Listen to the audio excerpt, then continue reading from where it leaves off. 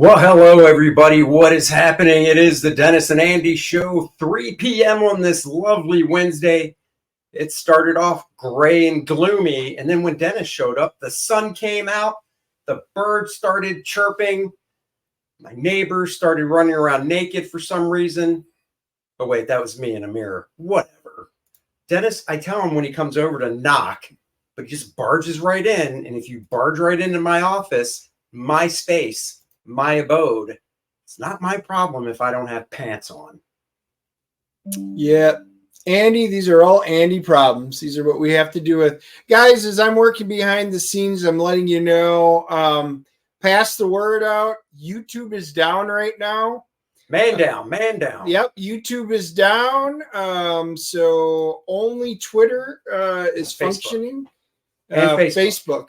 Yes. Facebook and Twitter are functioning. YouTube keeps popping up with things that they are having problems streaming right now. So nothing on our end. So for those of you that were planning on just YouTubing it, we're sorry. This is why we have alternate sites. So Twitter it or Facebook it. That's right. Check us out there. And I did share it on both my channels. Yep. And so did I. So do that. Before we have our guest for the day, look what I got from the printer. Oh, drum roll. Oh, yeah. Noise is here, which means it'll be shipping soon. Look at that. Open it up. Oh, we made that stretch goal spiral bound. Oh, wrap it. And I'll tell you, that makes all the difference. That spiral bound is really nice. Yeah, it is. And tight, because I love saying that. You can open it up. You can lay it flat. You can be like, oh, man, I want to practice inking on one of those pages. Throw some freaking tracing paper over it right there, or vellum. Or for you people that got the digital editions, I'm going to start sending those out. I was waiting until I got the nice print edition in. These will start going out next week. I just ordered treasury size bags because I like putting a product in nice plastic bags for their protection. So there you go. Nice and tight is here. Yes, very excited. Came out great. Thank you all again for backing it. You saw the Kor-Drath trailer starting off the show. Kor-Drath The Awakening launches on Sunday noon Eastern, launching it with EVS on his channel. He is the man for always willing to use some of his free time and pitch in for these launches. So that's really cool. So there you go. And then later Sunday evening, depending on, I don't know how long Ethan's going to want to roll for. I expect a few hours or so more. And then, as usual, and then after that, a little dinner break. And then I talked to John Malin, and we might pick the party up over on John's channel. So, guys, be ready for Sunday because we've got some cool stuff to show you guys for the campaign. And without further ado, we will bring on our guest. Here he is, Chris Wozniak, the Woz. Hello. How's it going? Hey, Chris, how are we doing? Pretty good. How's it going? Good, man. Question before we start is, where do you find time to draw if you're streaming that? You're going to be on for 6 hours today. What? Oh, no. We just started streaming now. So I drew this morning, and no, I usually, besides today, which is, 3 o'clock when we do our show, generally the streams I usually do are all at night. So days are, my days are always pretty open. Okay. For drawing. It sounded like a full play. By the way, yeah, I'm in the mountains, everybody. So Chris is in the mountains. So when he goes in and out, it's because he's in the mountains in an undisclosed location. Spaceships. So yeah, but congratulations on the Kor-Drath. It looks like another winner. Yeah, thanks. I appreciate it. Or we appreciate it. So speaking of, we'll bring your campaign up in a second here. Cool. But what's been going on, man? What have you been up to? It's Yeah, been we a haven't while. talked to you in a while. Well, yeah, I mean, I just, I'm into the Barren Soil thing. We're just starting issue 2. So, and where I've now at this point, I've committed to doing the full 12. Yeah. So I've been, I've got stories for 8, and I wrote the end for issue 12 already. And Okay. so what I'm doing is I'm making sure there's a cohesion, that everything's playing well together, because, sorry, a number of these stories were stories that I just had, unused. So, Right. and when I hit on this and I realized, be a good anthology, then I started to realize I could just, swap out some characters, and I could string them all together, and it would make one fantastic season of something, or you know what I mean? It's like that. Sure. So that's what I'm doing at night after I draw. Make sure I'm, touching everything up and keeping it tight. Cool. So okay, so the last time we talked, you had the other project you were thinking about. Yeah, that was going to take too long, and this was 80 pages to start with.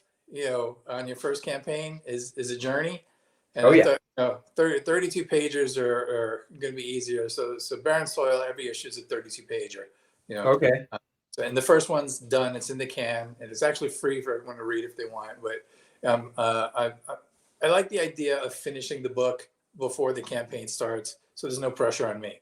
I made the comic. I know it's good. I don't have to worry about meeting expectations. I do that in advance to keep my sanity. Yeah, and Chris is right. If you click the link, this is the whole first issue. Now, we're not going to go through the whole first thing, but if you go to the campaign page, right there, first paragraph, you can click the link to read the whole first issue. And you sent it to me, actually, to give a look through, and I did. And, I'm an art guy. I read the first few pages, and, I got hooked on it, and I'm a print guy too. So I didn't want to spoil it. So like I told you, I didn't read the whole thing, but I skimmed through it visually. And this is really a different look for your stuff. I've never drawn in that style before. I made it up on page 1. So, I knew, oh wow. Yeah, I had the first panel. I was like, okay, what's this going to look like? Because the stories I had were very dark. They're very, thriller oriented, but dark ones. Yeah. And so I knew doing maybe a Mazzucchelli or a Toth type thing would suit it, with heavy blacks and everything.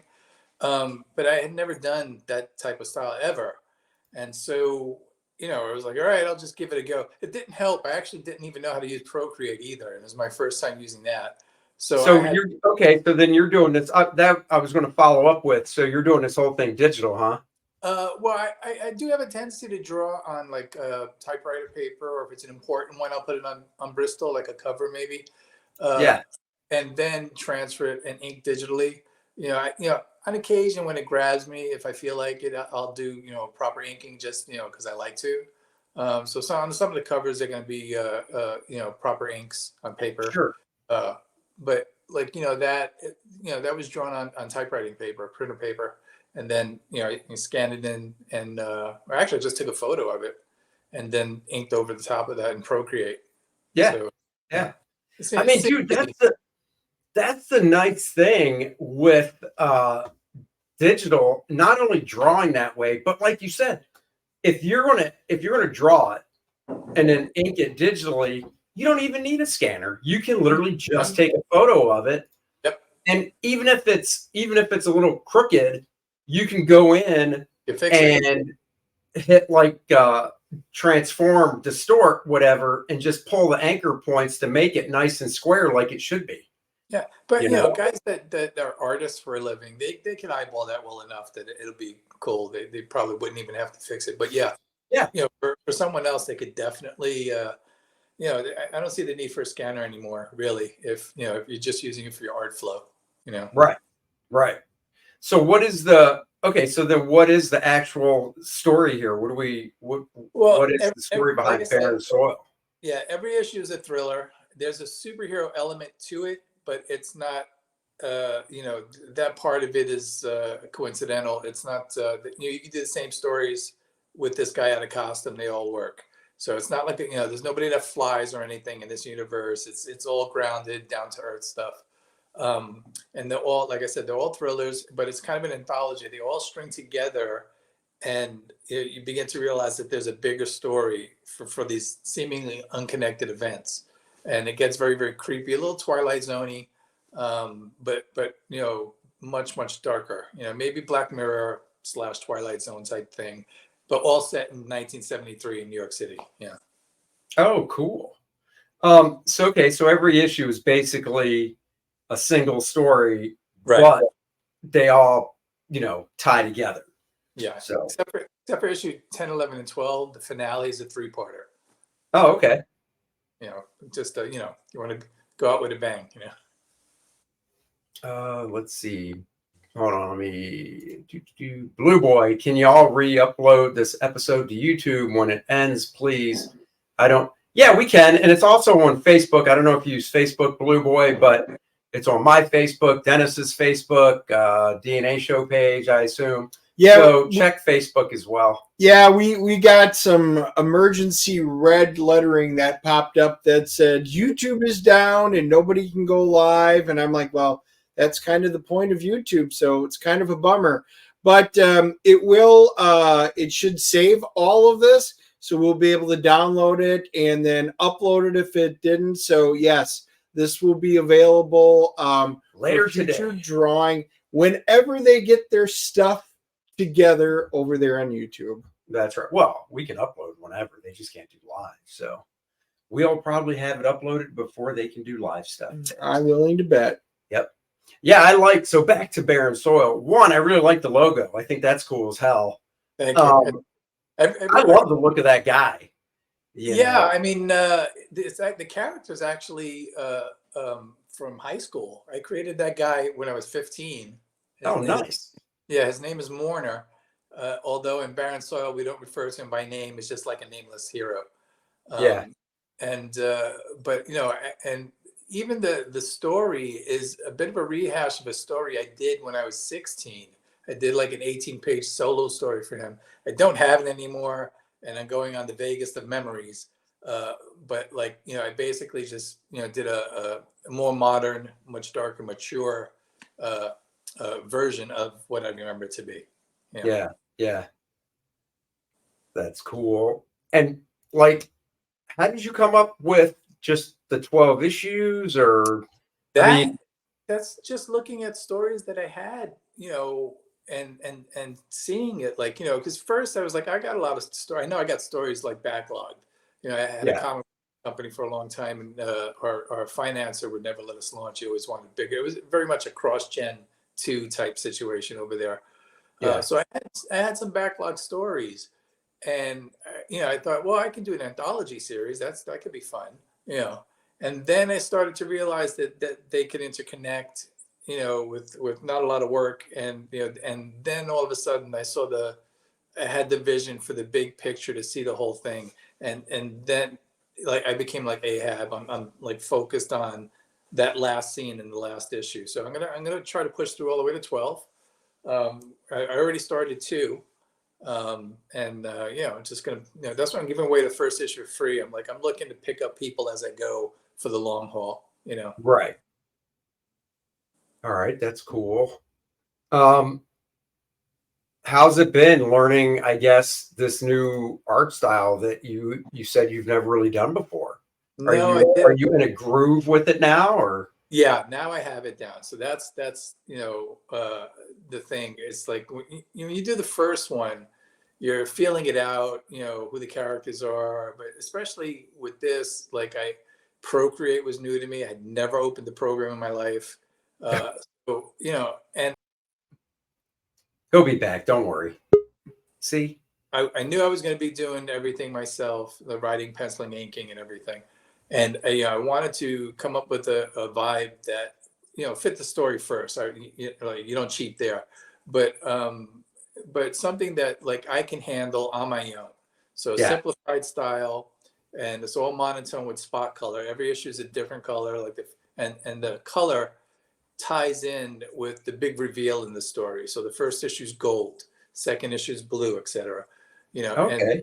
and so when you start seeing the tinted scenes in that spot color, those are when we're going into flashback mode and giving backstory on what's going to be like the big payoff at the end. So the first one, I think went really well. Everybody seems to love the story, so I'm happy with that. But the art, yeah, you're right. I was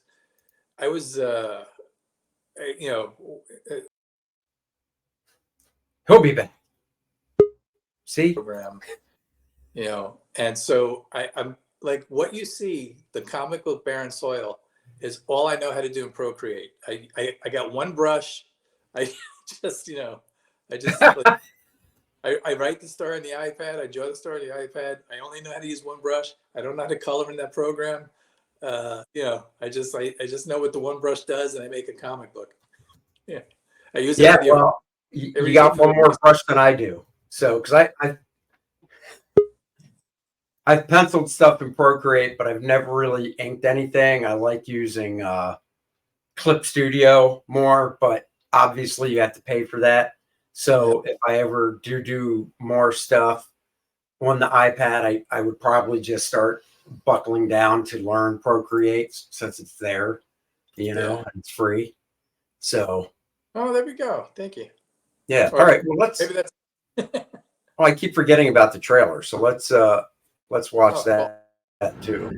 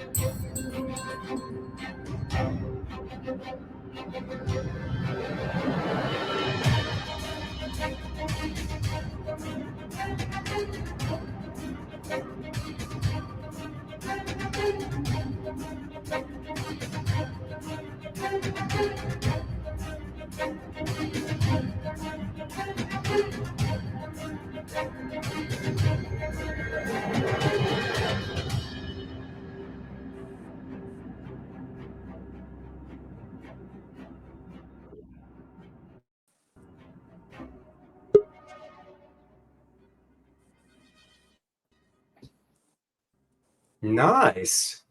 All right, I think I'm going to have to read the digital one now. I don't think I'm going to be able to wait. Okay. I mean, I'm reading quotes from guys I know, and I'm like, yeah. I told Dennis, I'm like, hey, wait, I know that guy. I know that guy. I'm like, wait a second. Are you saying that if I read this fully through and got back to you, I would have had a quote like, damn it, my narcissism is just. I could squeeze you in the next video. There you go. Okay. Okay. I'm reading it tonight. No, I probably will read it tonight because seriously, dude, you picked really good music, even though it was just still images with the quotes and stuff. I think it worked really well. And now, I'm dying. I'm dying to see what the twist is at the end. I'm happy. That's what it's supposed to do. And I am going to back it as well. So, because I love physical copies. Excellent. So, well, that's cool, man. And it looks like Keanu Reeves. So I think you're going to try pitching him. If I told you who the actual model was for that character, no one would believe it. But if you stared at him and you go, oh, I see it now. Yeah. So you're not going to tell me after that tease? You're not going to tell us? It's young William Shatner. It's that's who I use for the model. And this. Did you hear that? Oh, okay. Well, he did say young William Shatner. Right. Yep. I just met old William Shatner this weekend. You met him for real? Yeah, he was at we were at SC Comic-Con, and I got a lithograph I do for all the different shows, and it's got this picture of the Starship Enterprise in the middle with all the cast members that go around. and he was the only one I didn't have that was still alive, that was on it. And so he came to the show. So I literally was first in line and got to meet the Shatner and his 93 years of glory at the show. Got the signature. So the only ones I'm missing DeForest Kelley and James Doohan from the lithograph, but that's because when the lithograph came out, they had already passed. But I do have other signatures from them much earlier. But it was cool. Yep. Jealous. Yeah, I missed meeting Bill like 3 times, like by seconds. You know. Oh, really? Yeah, I got hit by a tornado once. I was on an episode of I Survived. Do you remember that show? Like, yeah. I was the commercial for it. You know, and when I went to the studio to do the interview, like literally they were like, okay, just sit there. And I sit in a warm chair and they were like, William Shatner just got out of that chair. I was like, what is like, yeah, I just walked out the door when you came in. And I was like, the chair was still warm from his ass. Yeah. That's as close as I got to meeting William Shatner. Oh, that is so cool. It was funny. So like Dennis said, we were at this con over the weekend and he walked through the lobby and it was nighttime, you know? Yep. And he walked through the lobby and a buddy of ours is like, hey, Mr. Shatner. And he just goes, good morning, and keeps on walking. And it was nighttime. That's a guy that, you know, I'm sure gets flustered, you know, especially in that environment, you know. Yeah. Yeah. So that's so wait, I want to hear more about this. I Survived. One, how long ago was this? A tornado was in Alabama, the Tuscaloosa tornado in 2011. Okay. And then how did getting on I Survived come about? I was on boy, it's a story. The tornado literally ran me over. Like I saw with my naked eyes the vortex looking up into the sky, spinning like to 50,000 feet. It was like a Category 5 too. It was not a joke.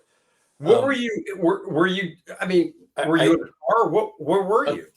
Okay, I guess we're getting into this. We're getting into this. Sunday afternoon, I'm sitting down watching a football game, and you know, watching the game. They break into the game with like a news alert, and it's a graphic of a spinning tornado and a blinking arrow pointing at a corner, like it said 15th and McFarland, and it was like, you know, danger, tornado on the ground. It was like little, and so I lived on the corner of 15th and McFarland, and I was like, what?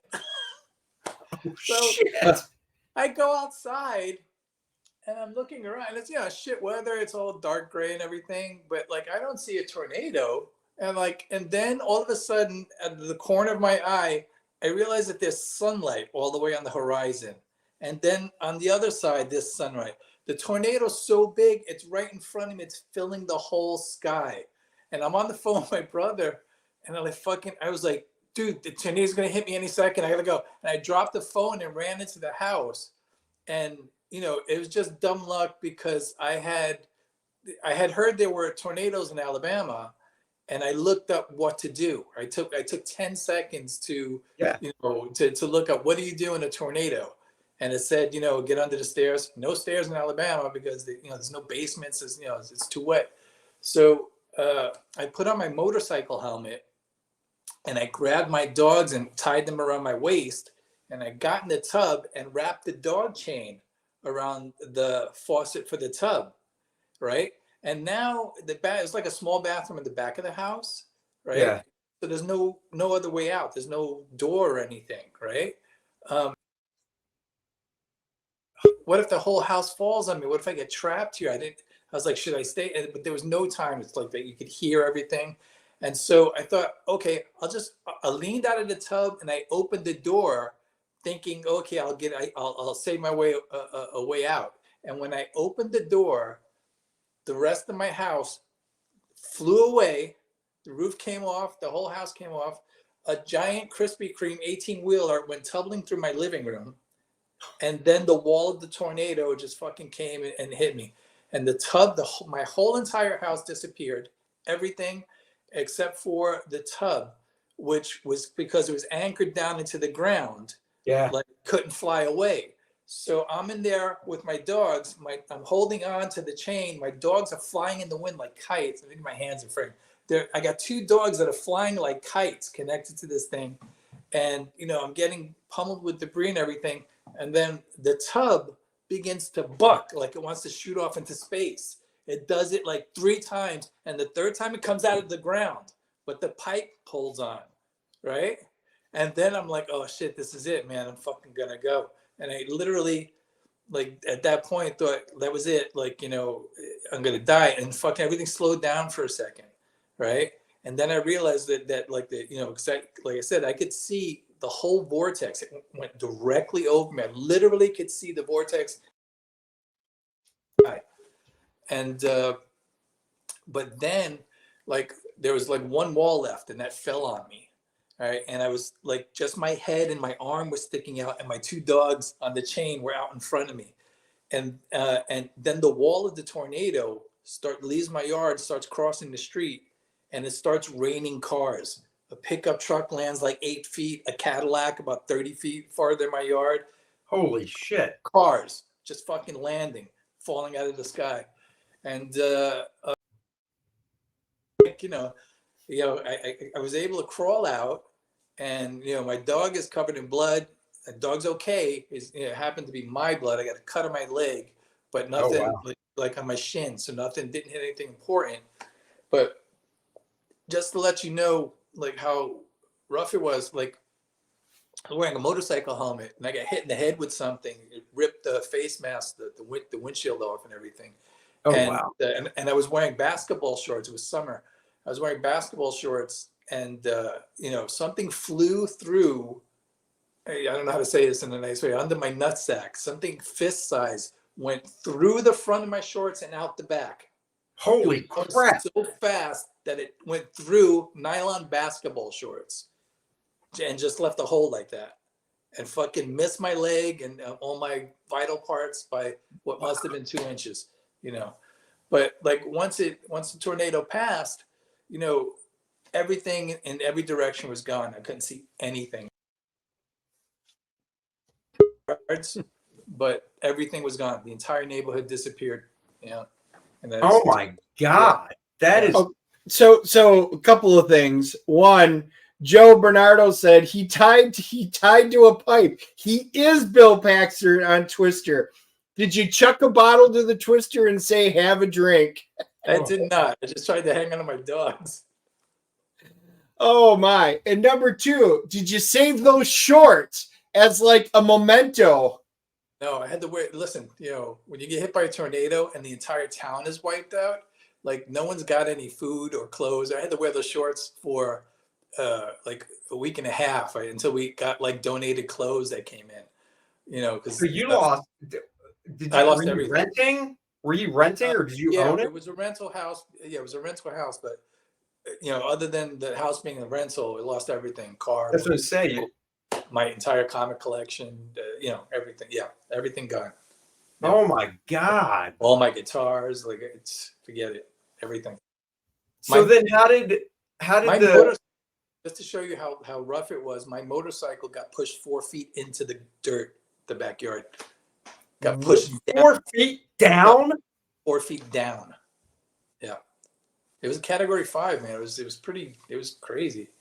Yeah, and this was 2011 in Alabama. Yeah. Because, dude, I'm Google searching this when we're done. Yeah, Tuscaloosa. I can tell you the minute that I'm getting hit. It's on. Yeah, somebody got it on film. Wow. So then, how did the I Survived thing come about? Because I was on CNN too. Wolf Blitzer did a story on me, and also, as it happens, Obama did his like spiel in my front yard. And I couldn't get my own house. He did it. Like, it was so bad that they picked my house.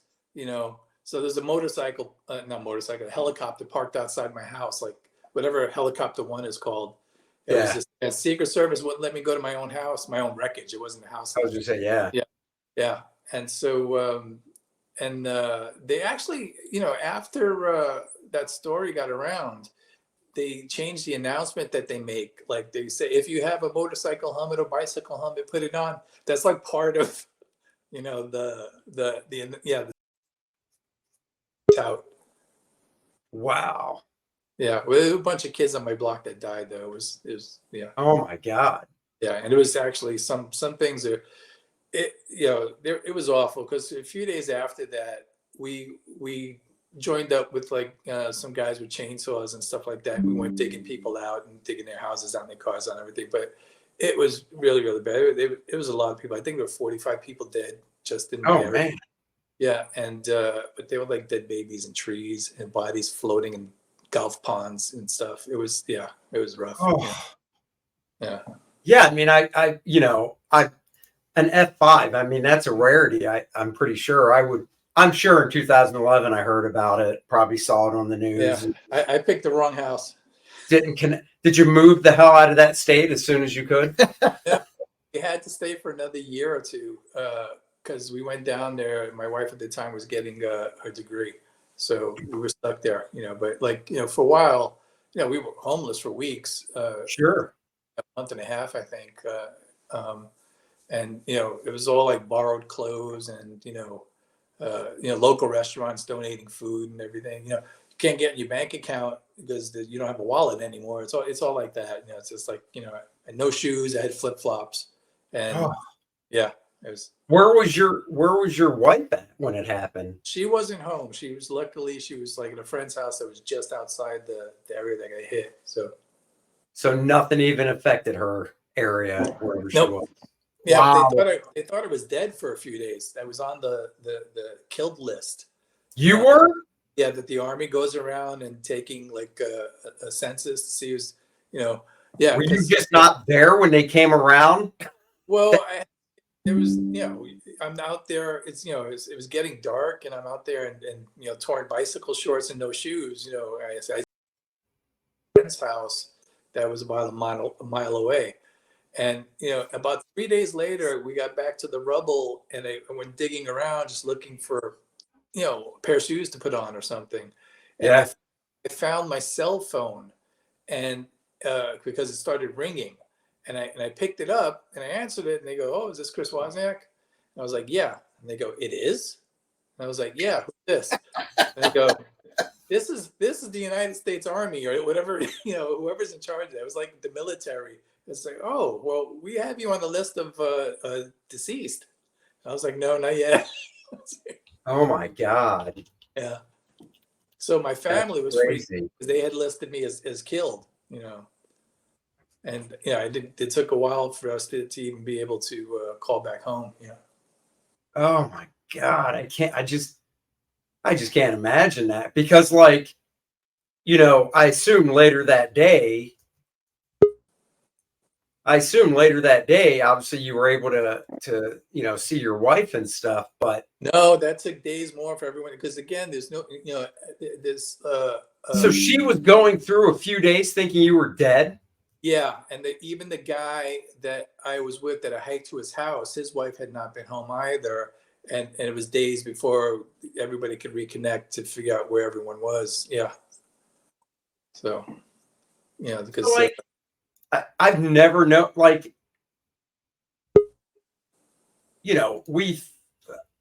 been in an area of a tornado. I've never had one come right through over me. But I remember there was one here in Charlotte that went through a neighborhood that we still owned a house. This was, some years back. We were renting, and luckily it didn't touch our house, but it messed up some others. But I mean, it was just like maybe a F1 or 2, nothing, just pulled roofs off and stuff. Yeah, and also roofs off. I knew someone else that had, that was also hit in that same tornado, and they had just built a new house, but they had a house with a basement, so the family was able to go down there, and they were okay. But literally the next year, they rebuilt the house, and that house got hit again. So they got hit by a different tornado just like 10 months later or something. I think it's time to move. Jeez, so where did you sleep that night? like I said, I hiked down to my buddy's place, and his apartment complex had been hit, but it was still structurally sound. It was banged up, with broken stairs and stuff like that, broken windows, but his building, it was still structurally okay. Yeah. So I was there for a few days until we finally got in touch with another friend of ours who was outside the area, and he brought us in. He brought his family and my family, and and we stayed with them for weeks, actually. Wow. Dude, that's crazy. I mean, you're the first I've ever talked to that's gone through something like that. So I don't know that it happens to a lot of people. well, yeah, I mean, I guess when you look at obviously the overall population of the country and Maybe how in many, the South but it's a regular thing. I don't know. yeah, no, holy crap. Well, 13 years later, and I guess you always have that memory with you. So I guess the dogs weren't that big that you had at the time. No, they were Jack Russells. And, oh God, I had a Jack Russell. Yeah, I love Jack Russells. Yeah, they're great dogs. Yeah. Did you have long hair or short hair? I had long hair then, still. Oh, okay. We had the short hair type. So. Oh, the Jack Russells were both short hairs. I thought you were asking you did? if Okay. I had long hair. I was like, no, I still had long hair. hair. No. Yeah, the dog. Yeah. Yeah. No, we had short hair Jack Russells. They were great. A friend of ours just sent us pictures of the tornado. It was April. Yep, April 27th. Yeah. Holy crap. That's insane. What? Oh man. Yeah, Joe's sending over pictures, but it won't. He sent them so we could maybe share them, but it doesn't want to find it. Yeah. Oh my God. Dennis is having issues all over again. Yeah, it was so wild that yeah, that's it. Wow. How wide was that thing? Half a mile, I think, or something, or a quarter mile. I can't remember. Something. It was a big measurement. Now, do they measure that? Is that the measurement? I assume at the base, ground level. Yeah. It was at least a quarter mile because, like I said, it wrecked everything that we could see. Just imagine you step out of your bathtub, your house is gone, you're looking around, and then a car falls right on top of you. Actually, do you see what you're looking at? Yeah. All right. See that hospital in the back? That building, the one standing building all the way in the back? Yeah. I'm between the front of this picture and that. So okay. I'm right in the middle of this. Wow. If you see a picture with a white pickup truck upside down on the ground, that's what landed like 8-10 feet from my head. Oh my God. So I'm guessing because how long had you lived there before this happened? I don't think that long. I'm trying well, maybe I had been there a couple of years. When did we go down there? 2011. Yeah, so we had been there a couple of years by the time that hit. I mean, Alabama, that's not Yep. That's rare for that, isn't it? They're not like Tornado Alley or anything. Not like it's Oklahoma. Right. Holy shit. I don't know. They seem to be pretty used to it, Freaked the shit out of me though.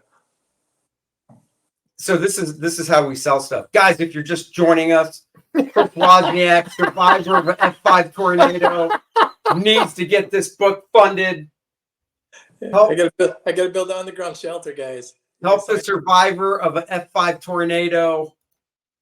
Sure, it was 13 years ago, but those memories never leave. That things, when he hears gusts of wind outside in the middle of the night, he wakes up triggered from it. A gentle breeze does it. Was that from back then? What are you showing now? I don't know. It was another picture set. I don't want to share it if we don't know what it is. It looks like, well, here, I'll share it. Go back to it. You got to add it to the screen again. Yeah, I know. Hold on, we're going to share a picture that was sent. I'm guessing maybe. Did CBR or any comic book news site run anything about you? Yeah, I think so. Like I said, it was on CNN. But if you just Google 15th and McFarland, and you'll see pictures. So what about this one? Yeah, that's from those days. Oh, wow. Look how young you were. Yeah, drawing comics to do that to you. It's funny. This was before, because after the tornado, your hair looks gray like it does now. Like the next day, as soon as it was over, you looked at when you could find a mirror in the wreckage. You're like, are you kidding me? I lose all my shit in my house and now I have gray hair? Why, God, why? Yeah, well, not a whole lot you can do about it. You know, once you hit 50, it's like, you know. Oh, Well, you're telling me. Well, we do have to thank Joe Bernardo, our crack reporter there, pulling up those pictures. I do, you know, and guys, I will say this is all great considering we are not on YouTube at all right now. We've got 223 of you that have found your way through other areas to watch the stream. So thank you guys for putting up with YouTube's tomfoolery. But wow, yeah, what an interesting. Okay, because you said it. It's 15th and what? McFarland. Like Todd McFarland? Just like Todd. Whoa. Let's see, Alabama. Tuscaloosa tornado. Hopefully I spelled stuff right. I'm too far away from my screen to see anything. Yeah, I've been through a couple of tornadoes, and but nothing that ripped our house off. We actually had like a giant lilac bush in the front, and it hit. We were down in the basement, and when we came up, this huge tree like bush, exactly one half of the tree, all the lilacs were gone, stripped to clean, and the other half of our tree looked like it had never been touched. It was like the Star Trek episode with the black and the white side. Yeah, a lot of people don't realize that, like, you know, it's a solid thing, you know, because by the time it's, you know, moving, it's picking up dirt and rocks and signs and trees, and, you know, so it's very much a moving wall of solid material. It's not wind, you know, that's wind. It's being propelled. Oh yeah, I never really. Look, I'll be honest. I never really thought of that before, but yeah, because you think about it and you think, oh, it's just wind, not like, you know. Obviously, an F5, if you're not grounded, it's going to pick you up and throw you around. Yeah, but you're right. Yeah, it's a solid wall of stuff. Holy crap. Especially one that size has picked up tons of material. As a matter of fact, there was a hamburger joint across the street from my house. The sign from that hamburger joint landed 60 miles away. 60 miles. Holy crap. Yeah. Wow. Well, that's insane. So have you been through any other natural disasters you'd like to talk about? That's why I moved to the mountains. I don't want to, I'm done with it. Are you in the, you know, we're not going to, obviously, we're not going to be like, hey, Chris, give us your exact address, but you're in the mountains. Do you get like heavy snow where you live? Yeah, I'm up in the White Mountains of New Hampshire. And, you know, the only thing you got to worry about here is like avalanche warnings, but, you know, or the occasional whiteout. You know, but you know, if you're not like, you know, climbing the mountain, it's not that big a deal. Or skiing, I guess, if you know that day you don't want to ski if there's avalanche warnings. But you know, it's generally fairly safe. You know, as far as, you know, as far as the sky attacking you, at least, you know, doesn't happen to. Oh man, surprised you didn't write a story about the tornado. Wait, it's one of the issues of the anthology. I was just going to say, who says he didn't? Let's just do a refresh just to see if we picked anything else up while we were talking about the tornado relief fund. Look at that, 204, 9 backers. Thank you guys. And it is on Fund My Comic. It is on Kickstarter as well. So, and Indiegogo. Look at that. All those different places. Yeah, dude, you're like, I am. So do you know, just so we can tell people, what is your I mean, what are you looking at like total between all 3 platforms? Do you know?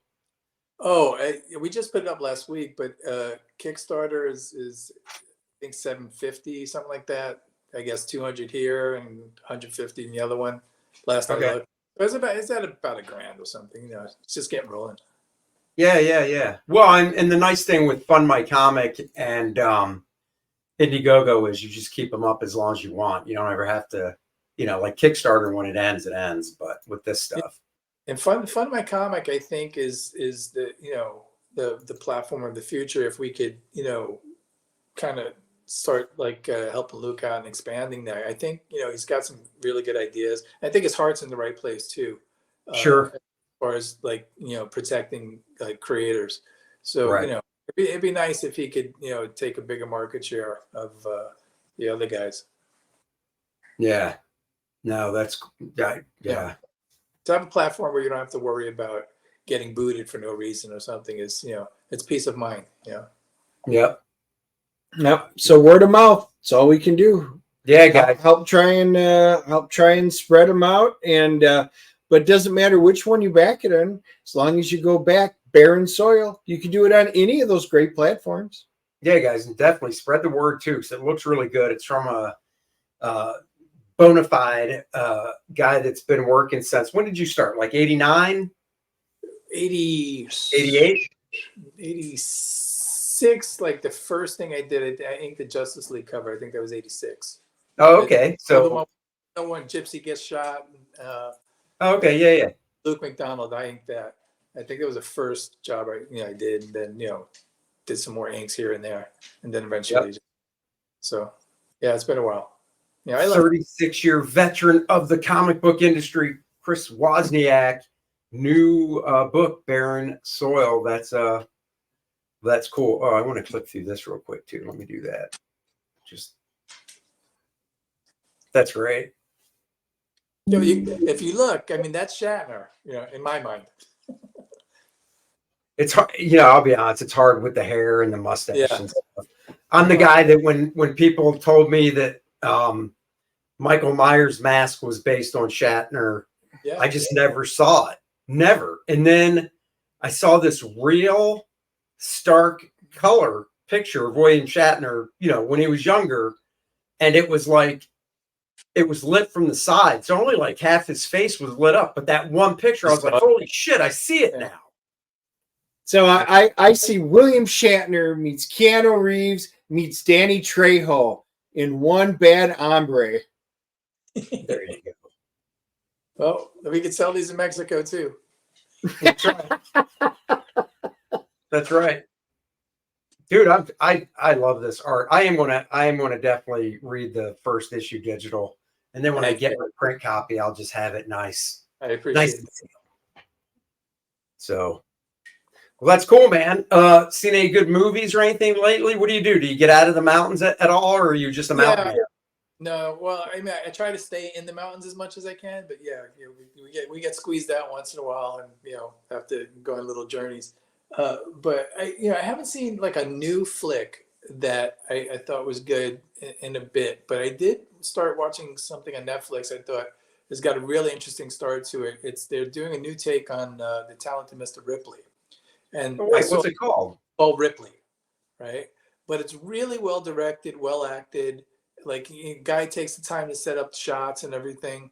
And it got a real interesting take. I've seen like the first 3 episodes, but I'm hooked. I was like, wow, this is different. This is someone making an effort, and it's absolutely nothing like the film, like the Jude Law, Matt Damon movie. It's a totally different take on the characters. And that's the first thing I've seen in a while. That was like, hey, okay, because generally for streaming shows, there's not much for me. It's like it's got to be the cream of the crop to waste your time on it. But this one, like kind of right off the bat, I was like, wow, look at this guy set up these nice shots and good lighting, and they really are putting an effort in. So if I remember right, isn't that based on a true story? Oh, I don't even know. I know there's several books. I think there's 4. Oh, never read, what he's talking about, more right? than one. The movie. The movie was titled just Mr. Ripley, right? No, the movie is called The Talented Mr. Ripley. The movie's very good. I know. I remember it. Matt Damon and Jude Law and Gwyneth Paltrow. Yeah. All right, I'll have to check it out. I'm always down for something like that, and I do remember the movie and enjoy it. So, Joe Bernardo's asking, as a mountain man, do you ski Black Diamond runs? I am a city boy, born and raised in Manhattan. But the very first time I went skiing, coincidentally on a Marvel ski trip. Oh, You know? wow. Yeah. And actually, the girl I went with is actually upstairs right now. I live with her now. Oh, cool. And we're talking like 1992 or something. But I didn't know how to ski, and they just took me to the top of the mountain and just let me go. And like, okay, and they left. And so I didn't know what. I just started to try to ski. That's how I do everything. Apparently, it's just you're on your own, figure it out.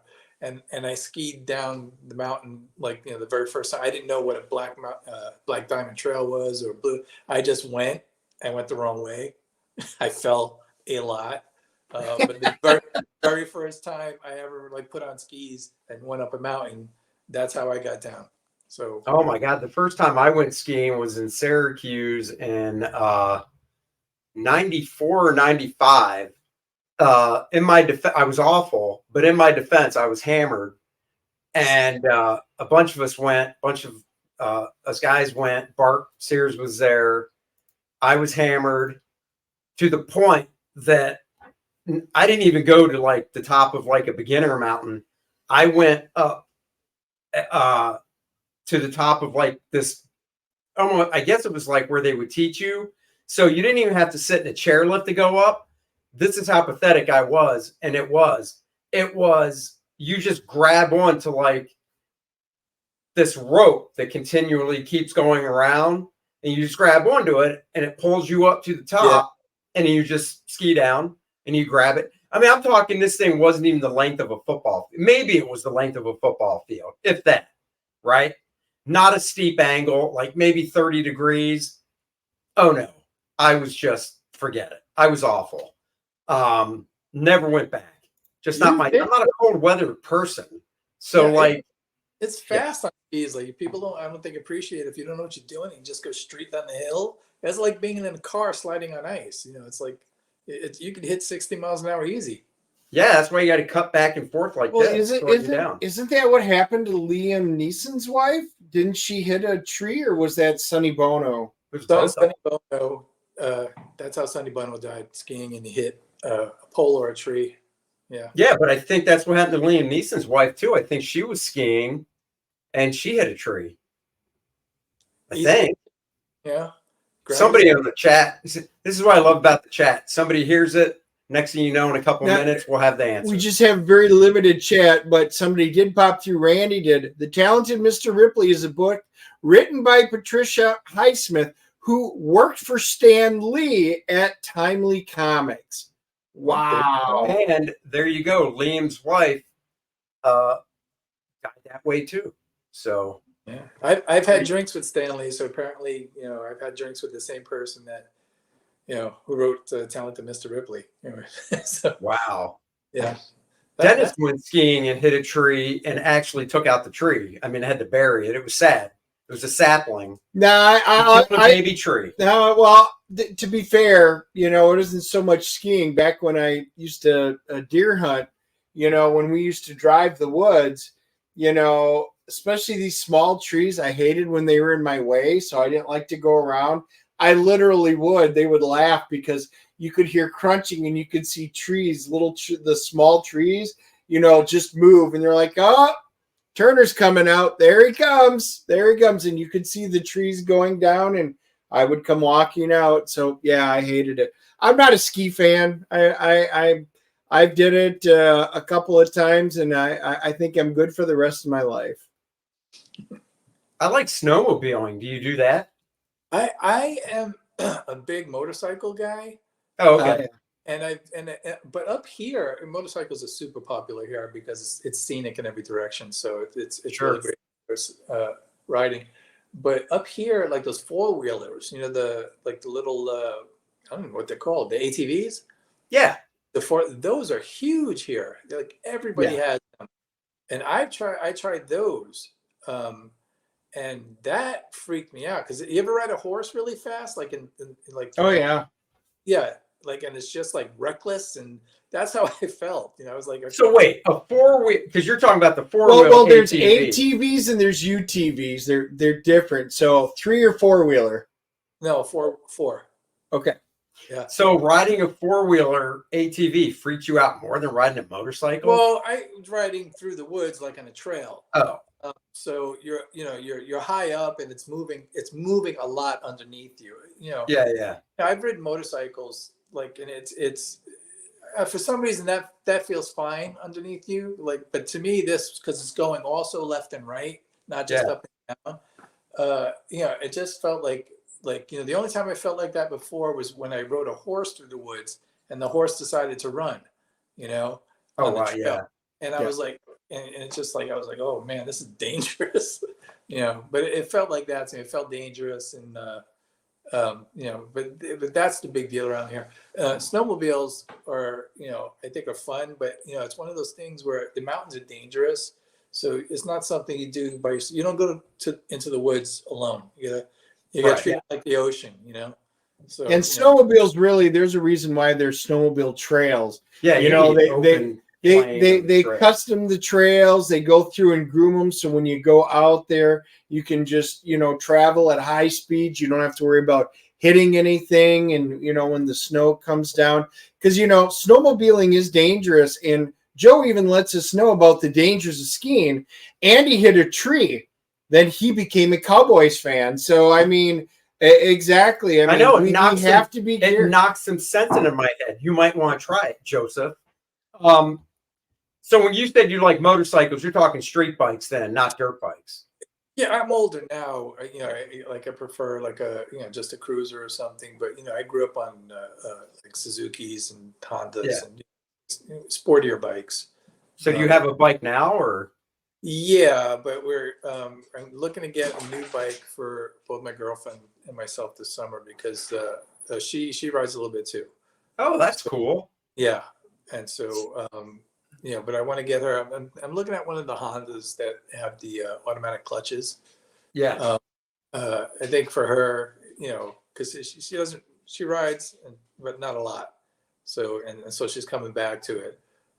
So I think that might be like, something that's in the near future, because, it's just safer if you don't have to clutch and everything. It's, I don't think about it anymore. It's natural.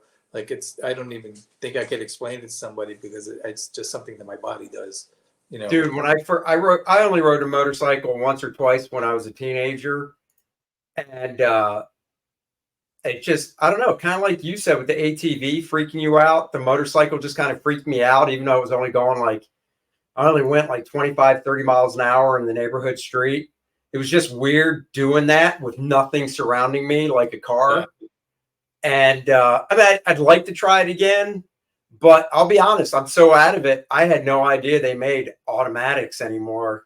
Or automatic with motorcycles. Yeah, I mean, Honda's been doing it for, I don't know, maybe 5 or 6 years already, and they got it down to the point where like you can't tell, Wow.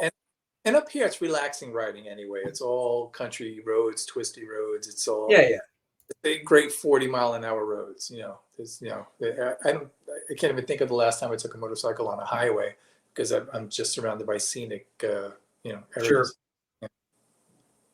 Have you seen the Can-Am 3-wheel cycle? It's got the 2 up front, the 1 in the back. Yeah, they're interesting. They also, popular up here too. I see them all the time. I've never ridden one. I don't know what it's going to feel like. They're so low to the ground, though, right? Yeah, that's what I said. I've seen them too, and I'm just like, it's like, I don't know. It looks like an F1 car almost. It's like, yeah, I think they're slick. I've talked to a couple people who've owned them when I saw them on the strip or whatever, and we were standing there talking.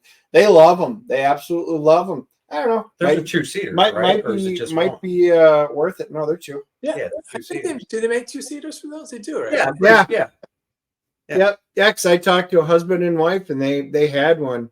Because I said something about a sidecar, I was like, well, if you just want to ditch it, you pull the pin, sidecar goes, and you just keep going. There you go. Because we can't do that with these. That's like, I'm not buying one of these then. Waste of time. Okay, so because I often wonder when Helen and I, my wife and I, we'll go to like Asheville, North Carolina, which is, mountainous and stuff. Yeah. And on the drive there, it's very scenic. And we'll see the houses, like, you're like, wow, look at that house up in the mountains and stuff, right? And that's kind of what I'm picturing. Like, is that what it's like where you are? Like, do you have a neighbor, or they're really far away? I'm in a really tiny town. Like the whole town is 3,000 people, and I think when I lived in Manhattan, there were more than 3,000 people on my block. Not Sure. kidding.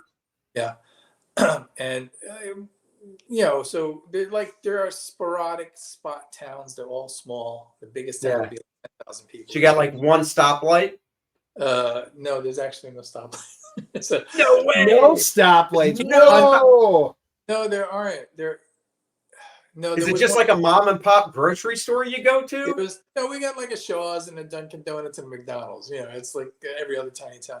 All But right, there was a stop site. There was a stoplight down at the bottom of my street, but they took it out a year ago. But going through Main Street, I don't think there are any lights on Main Street. Wow. Yeah. Do you have just like, see, I'm picturing like you've got that one neighborhood bar everybody goes to. There's 2, 3. We got a great bakery and we got a diner.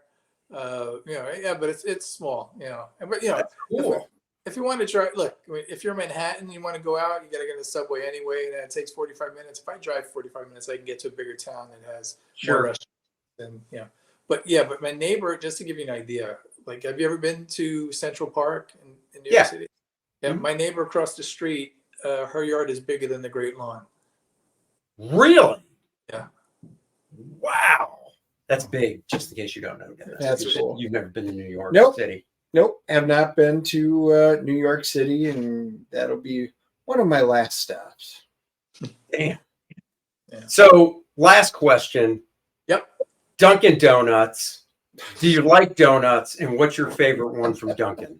Wow.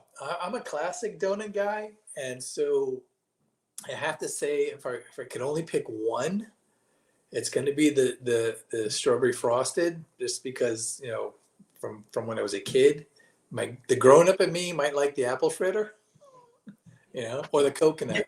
Apple fritter's good. Apple fritter's my donut of choice. Nope. Yeah. Best donut at Dunkin' is the old fashioned plain cake donut. Wow.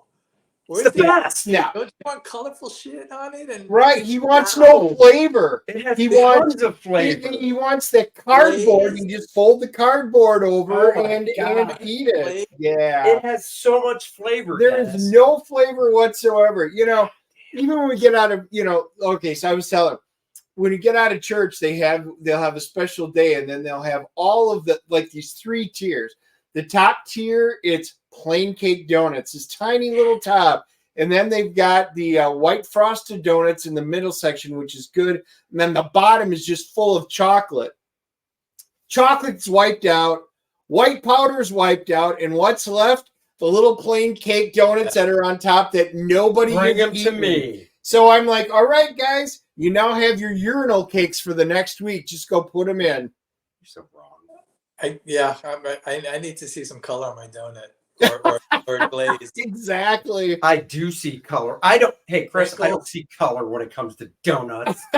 Sprinkles are all good. Yeah, it's just saying. Coconut flakes. Yeah. But this is true. But Andy microwaves his eggs. That is true. I do. Plain cake donuts, microwaved eggs. We are talking a refined palate here. You are. I'm getting hungry. Get your own Food Channel show. I should have my own.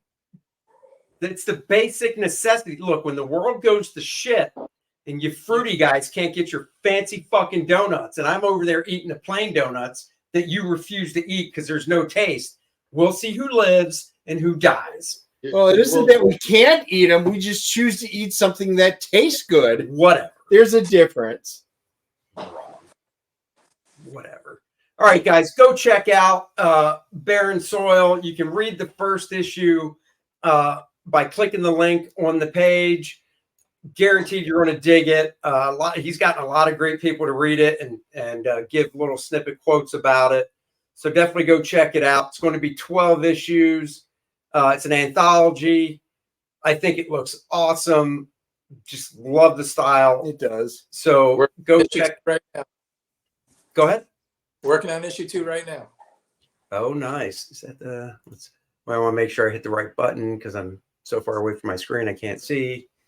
Just do that real quick one more time. And guys, we will be going to see the movie of the week tomorrow night, because Andy and I go every Thursday night to go see one of the great new movies at the theater. Sometimes they are great. I was gonna say, sometimes they are not. They're not all winners. But hey, we have to give them all a try. We are seeing Civil War. No, not the Marvel Civil War.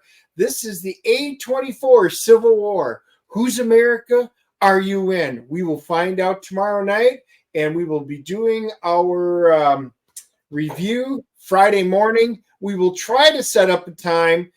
We got to do our comic haul, because we each picked up some great stuff from the convention this last week. So we will try to find time at some point here to pop one of those in. That's right. And guys, of course, Kor-Drath the Awakening launches on Sunday at noon Eastern. Go sign up. Link is in the description below. You want to sign up, because then when you back the book, you get the free Adriana trading card, and you also get front of the line shipping, which means when we start shipping the books, yours will go out in the first week, front of the line. So go sign up for that, and be on the lookout Sunday at noon. It goes live. And if you sign up, you'll know, because you will get an update saying it's live. And if you sign up, you'll get an email from me with the secret links, so you can go and back it, and then I will know, or Dennis and I will know, that you use the secret link, which means you get the Adriana trading card in front of the line shipping. So do that as well. Joe, thank you for watching us on Facebook. You are our only Facebook person. The other 272 of you, thank you for popping on to X, to being able to watch us, formerly Twitter. And the rest of you, we will pop it up, and you'll have to watch it on YouTube later. That's right. Once it gets uploaded. But thank you all who did show up and finding us on the alternate channels. And next Wednesday at 3 p.m., we have a guest. We'll just leave it as a tease. He was, if you want to go back in time to, I believe it was one of our first episodes, if not our first, it was our first interview.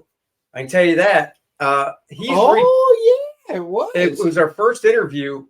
Friend of mine, friend of Dennis's. He is returning to the show next week. He did the artwork for my game module for the first Kor-Drath. That's a pretty big hint. He is going to be doing the art for the second cover of the Kor-Drath module coming out. So there's your hint, people. That's right. All right, everybody. Have a great day. Have a great night. We'll catch you later. Long and prosper. All right. Bye-bye.